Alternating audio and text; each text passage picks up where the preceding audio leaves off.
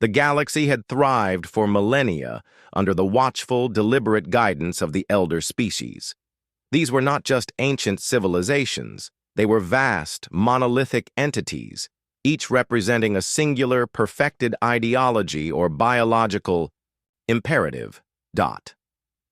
There were the Crystalline Collective, a planet-spanning network of interconnected silica-based life forms, whose every decision was a perfectly calculated, unanimous agreement across billions of individual crystalline consciousnesses. To them, dissent was a logical impossibility. Then there were the Kylar hive mind, a species of insectoid beings ruled by a singular overarching queen consciousness. Every Kylar drone, warrior, or worker was an extension of the queen's will, executing her perfect, unchallengeable directives.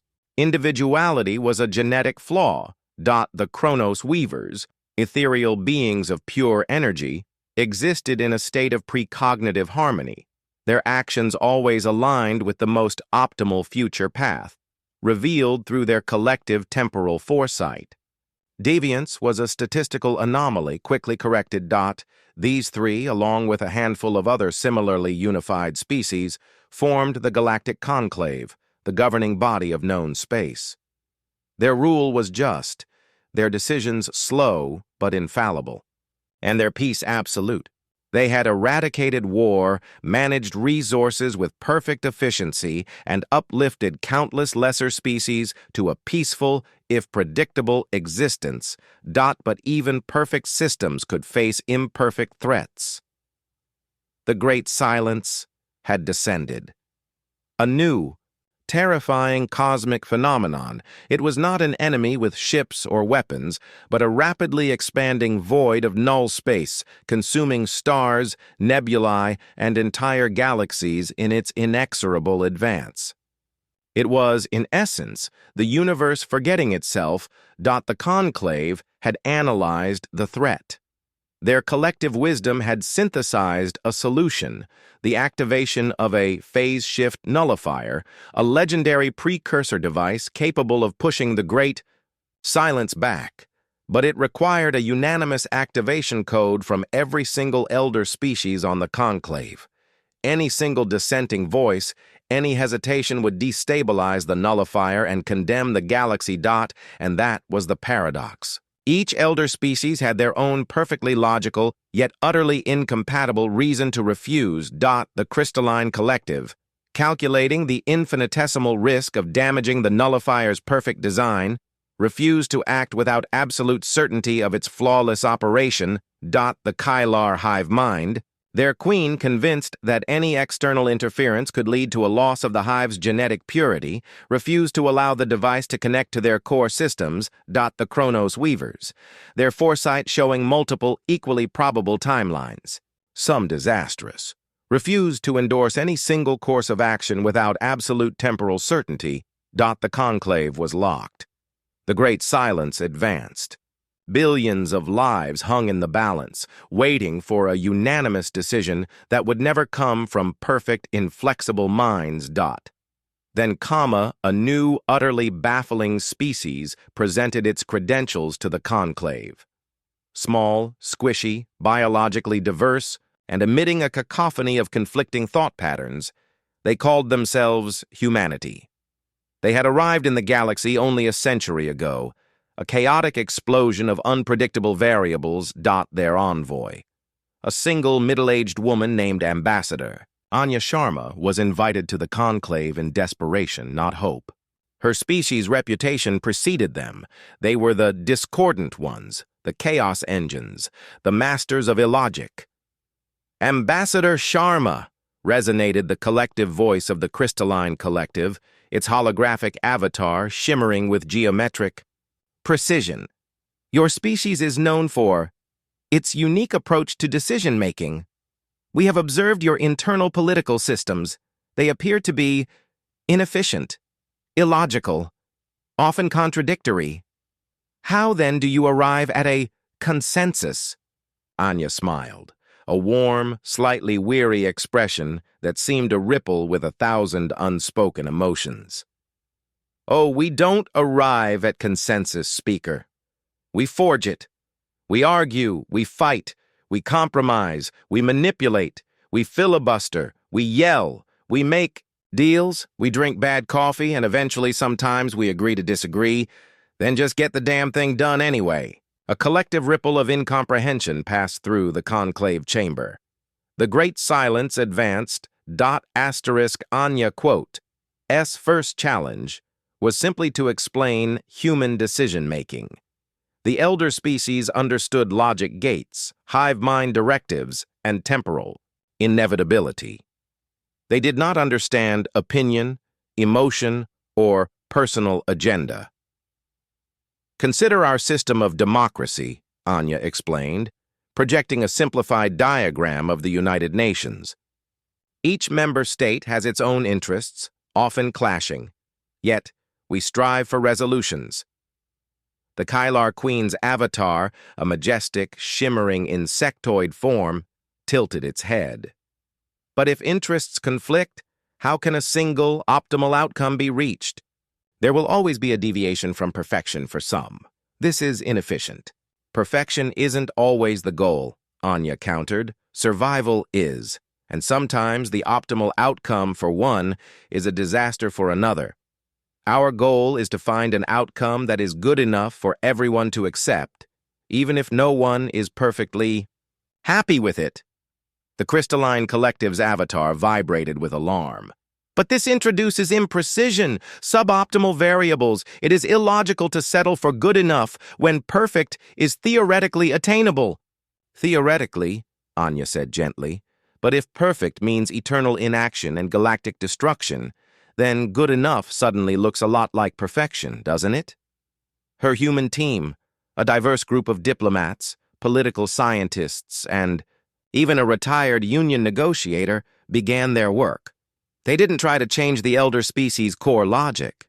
They simply tried to inject their uniquely human process. The first step was a direct one-on-one negotiation with the Kylar hive mind.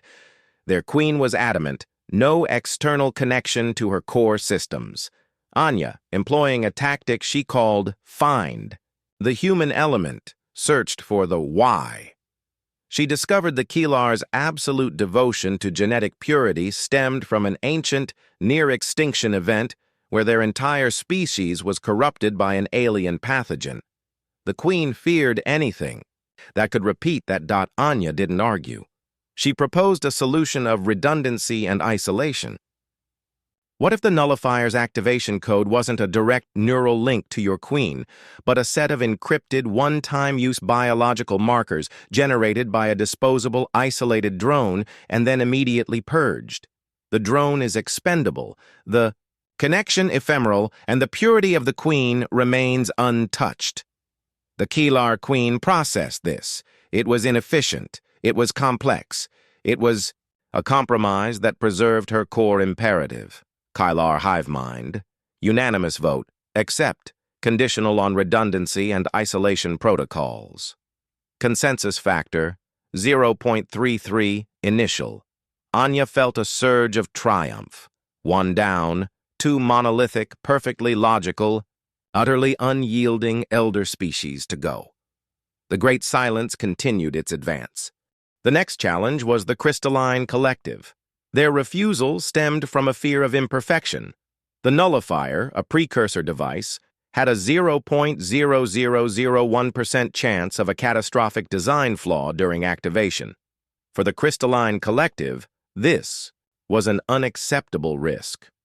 Their collective consciousness demanded absolute certainty. Anya knew logic wouldn't work. She needed to introduce the concept of acceptable risk and contingency planning, something alien to a species that operated on perfect calculations. She called upon a human skill often dismissed as illogical, empathy. She initiated an unusual diplomatic move. She invited the crystalline collective's main speaker to a simulated day in the life of a human city during a major crisis. She showed them the chaos, the fear, the desperate improvisation. She showed them human medics making split-second decisions with imperfect information to save lives, knowing some would be lost. She showed them leaders making impossible choices, knowing they would be blamed either way. The crystalline collective, processing this influx of raw, unquantifiable data, began to vibrate with unfamiliar frequencies. They saw the suboptimal variables not as flaws, but as inherent components of a dynamic system. They saw the imprecision as a necessary component of rapid adaptation. Anya presented her argument. The nullifier has a 0.0001% chance of catastrophic failure. The Great Silence has a 100% chance of galactic destruction. To choose inaction because of an infinitesimal risk is to guarantee the absolute outcome you fear. We humans, we call that cutting off your nose to spite your face.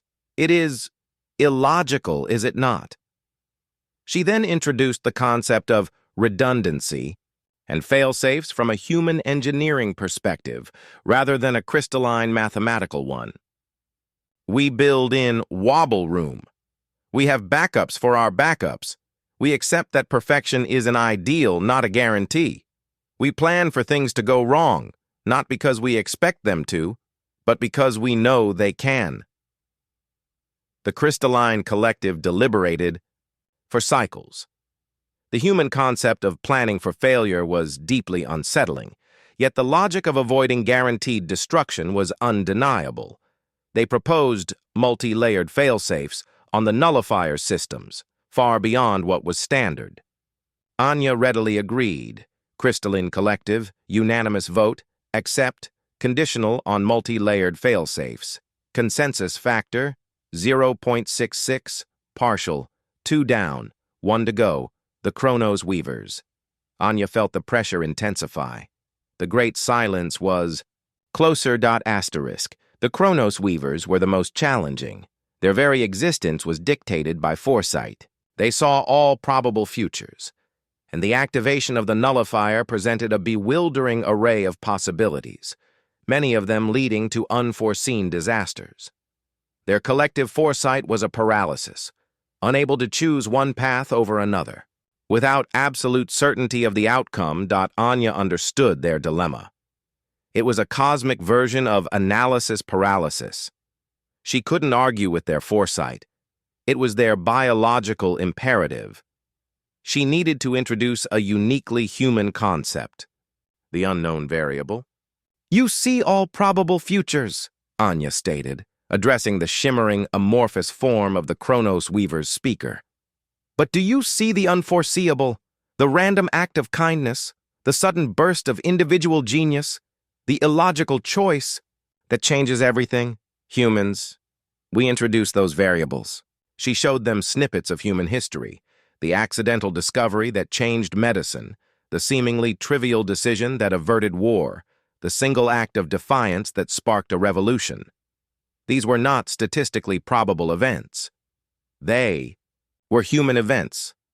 Your foresight, Anya continued, is based on the variables you know. But what if the solution, the truly optimal path, lies in a variable you cannot predict, a human variable?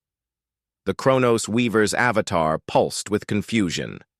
But if a variable is unpredictable, how can it be accounted for? How can it be factored into a logical outcome? It can't, Anya admitted. That's the point. You have to take a gamble. You have to embrace the unknown. You have to, as we say, take a leap of faith. She proposed an unprecedented measure. Humanity would be given a primary role in the final activation sequence of the nullifier. Not to provide a logical input, but to provide the human input. A single, human, unpredictable decision that would, in effect, inject a chaotic, unforeseeable variable into the Chronos Weaver's perfect temporal calculations. The Chronos Weavers recoiled. This was anathema to their entire existence. Yet, Anya pressed on. Your foresight shows multiple catastrophic futures, but it also shows futures where the nullifier succeeds, does it not? What if the difference between those outcomes is precisely the variable you cannot predict, the one that only humanity can introduce? Our unpredictability is our strength, not our weakness. After an agonizing period of internal temporal flux, the Chronos Weavers, faced with an unchanging prognosis of doom through inaction and the baffling possibility of an unforeseeable, human-influenced success, made a decision that defied their own nature. They would allow humanity to provide the unpredictable variable. Chronos Weavers, unanimous vote, accept, conditional on human unpredictable variable input. Consensus factor, 0.99, final. Anya felt a dizzying surge of relief. It wasn't perfect. It was messy. It was undeniably human. And they had achieved consensus. The Great Silence was at the edge of the galaxy's core systems, ***. The time for activation came. The phase shift nullifier, a colossal ring-like structure orbiting a dead star, pulsed with ancient power. All the elder species were present, their avatars shimmering with anticipation, and in some cases barely concealed apprehension. The Kalar hive mind initiated its redundancy and isolation protocols, a disposable drone carefully carrying its genetic markers. The crystalline collective activated its multi-layered fail-safes, an intricate dance of light and code. The Chronos Weavers observed, their collective consciousness filtering through a million probable timelines, searching for the moment of decision. And then it was humanity's turn. Anya Sharma stood before the nullifier's activation console, a simple human interface designed by human engineers to connect with the ancient device. There was no complex logic to input, no perfect calculation. Ambassador Sharma, resonated the crystalline collective. Your unpredictable variable is now required. What is it? Anya took a deep breath. Her team had debated this for cycles. What was the most fundamentally human, unpredictable action? A random number? A philosophical paradox? Anya smiled. It's not a number, Speaker. It's not a paradox. It's a choice. She placed her hand on the console. We have lived by logic, by calculation, by instinct, by foresight, but above all, we have lived by hope. She then did something that completely defied the perfect logic of the elder species.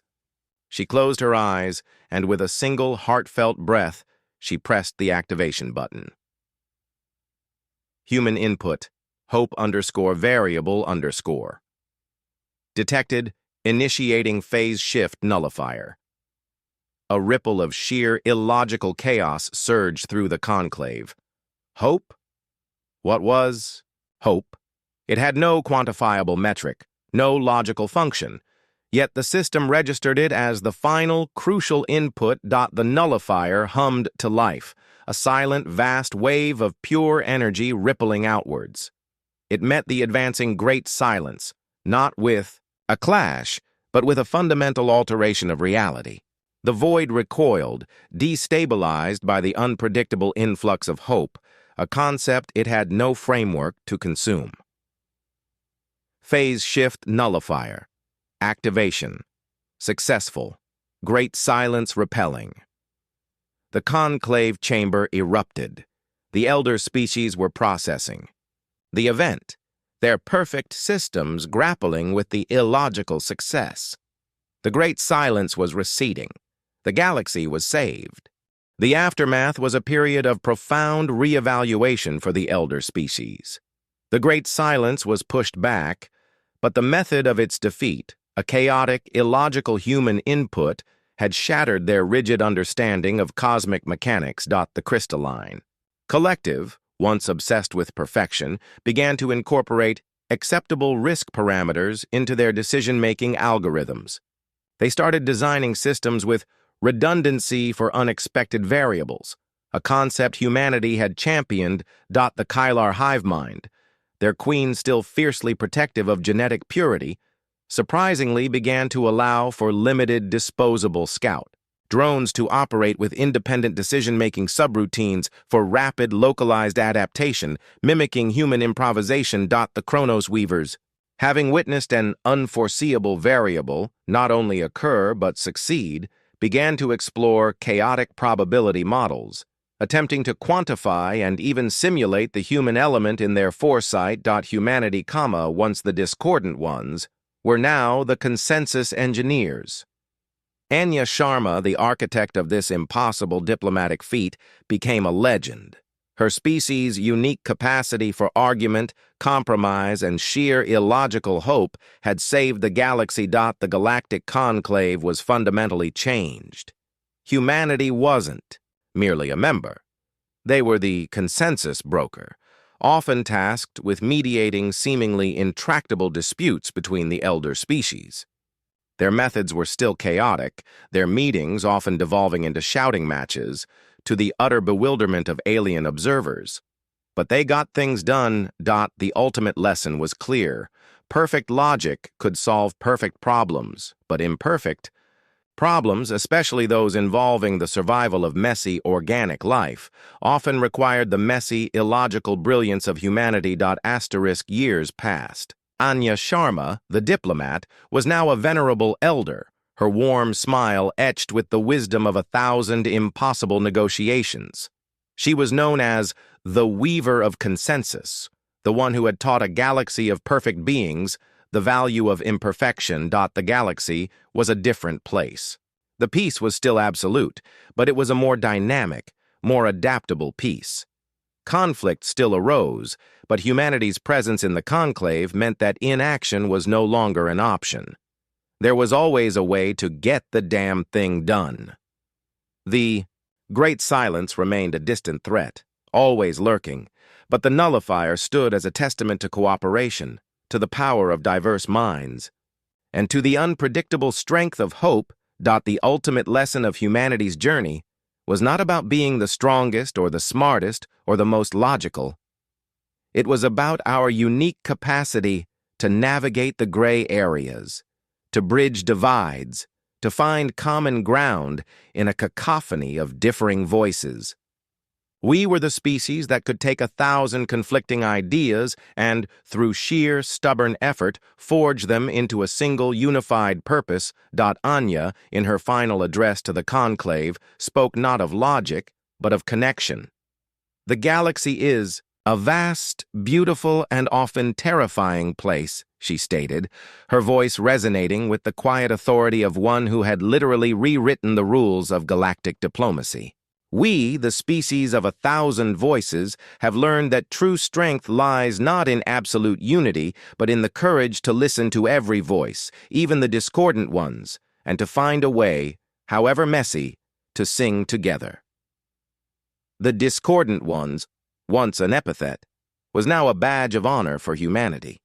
They were the unsung heroes who ensured that the galaxy, despite its challenges, remained a place where dialogue was always possible, where compromise could always be found, and where even perfect beings could learn the profound value of a good, old-fashioned human debate. For in the heart of humanity's chaos lay the true engine of consensus.